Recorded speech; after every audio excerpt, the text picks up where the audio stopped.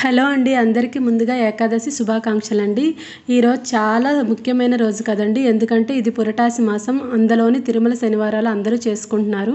కాకపోతే ఈరోజు ఏమొచ్చి ఏకాదశి ప్లస్ శనివారం 2 పడ్డాయని, అందుకని అందరూ కూడా పూజ చేసుకోండి, చాలా మంచి జరుగుతుంది.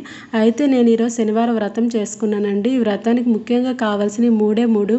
ఒకటి, ఆ వెంకటేశ్వరునికి ఎంతో ఇష్టమైన తులసిమాల, 2 పిండి దీపాలు, మూడవది పానకం వడపప్పు అండి. ఈ 3 ఉంటే చాలు. ఆ తిరుమల శ్రీనివాసుని వ్రతం ఏదైనా సరే ఈ 3 కంపల్సరిగా పెట్టి మనం పూజ చేసుకోవాలి. మిగతా ప్రసాదాలు మీరు చేసినా చేయకున్నా నడుస్తుందండి. మీ శక్తి కొలది మీకు ఎలా నచ్చితే అలా పూజ చేసుకోండి. భక్తి శ్రద్ధలతో గోవింద నామాలు చదువుకుంటూ తర్వాత హారతి ఇవ్వండి. అంతేనండి, సింపుల్గా అయితే ఈ పూజా విధానం చేసుకోవచ్చు. మీకు వీలైతే ముద్ద కర్పూరంతో హారతి ఇవ్వండి, ఆ తండ్రికి ఎంతో ఇష్టం. తర్వాత ధూపం నిండుగా వేసుకోండి. ఫైనలీ పూజ అయితే నేనైతే ఇలా చేసుకున్నాను.